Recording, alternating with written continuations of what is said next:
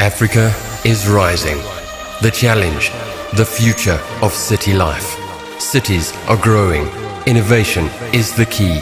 70 entries, 9 countries, 3 finalists, 1 winner. Driving the networked society in Africa.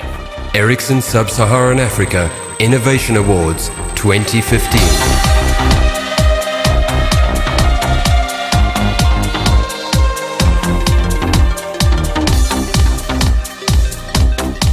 I think innovation is a fairly broad thing to look at, and there's innovation from a technological perspective and there's innovation from a business model perspective. I think the kind of innovation that's required right now on the African continent is where those two intersect.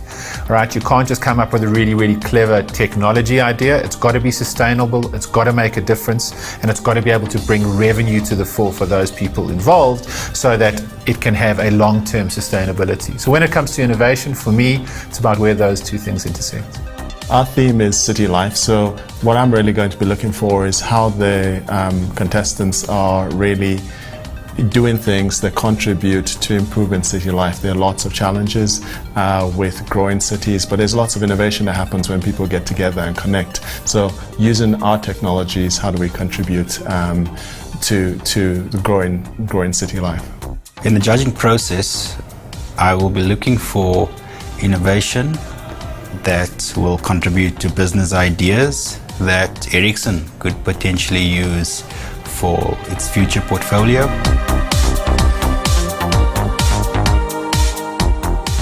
So innovation to me is really clever solutions to obvious problems. Often those problems are there and people rack their brains to try to figure out a way around them, and often the solution is the simplest. Generally the simplest solutions are the ones that are most sustainable and most likely to actually solve the problem long term. So the moment you get a really good idea and a technological solution mixed in with a really sound business value proposition, where those two intersect, it tends to be a really innovative product or solution that has the ability to actually affect some change.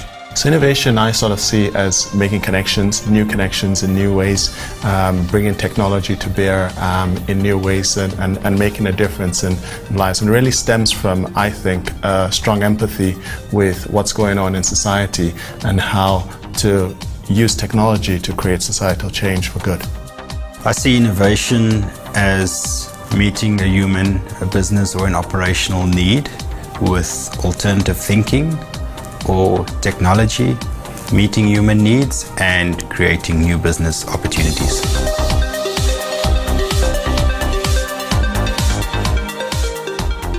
City life in the future, I mean, I think it's your wildest sci-fi dreams can act out in terms of this, and that's what I like about these kinds of competitions, is where you give entrepreneurs and startups the ability to dream about what the future looks like. We don't actually know, but we know that technology plays an integral part in that. We know that big data plays a really big part in that, and I think what's coming to the fore in a really big way is the interaction between people and technology, finding that little balance between not making the technology massively intrusive on people's lives, but also not making it too human so it becomes a little bit creepy.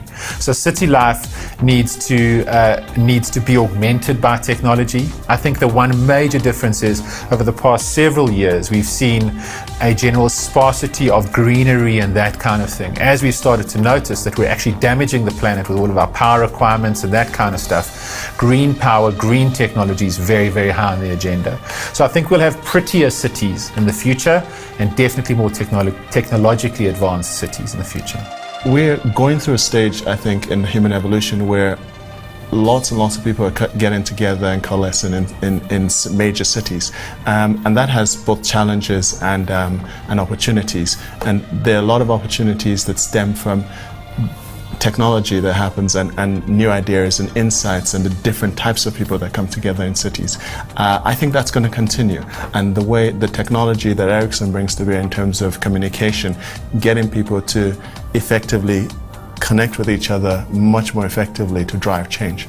I see a change in the way the economy would work in cities. I see more sharing, I see strongly knit communities, and I see small businesses meeting the needs of citizens in cities.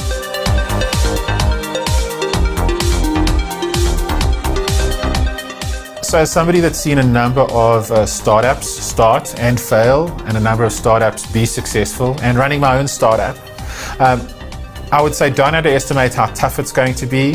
You've come out on top now. You've shown that you have a really, really good idea and a really sound way of executing it.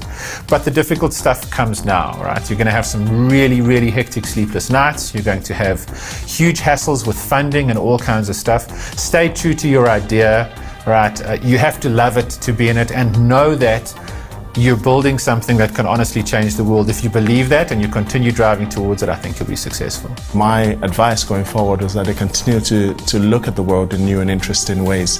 T.S. Eliot has talked about coming back to the same problem and looking at it as if with new eyes. And I think that's one thing that will continue to make them innovative going forward.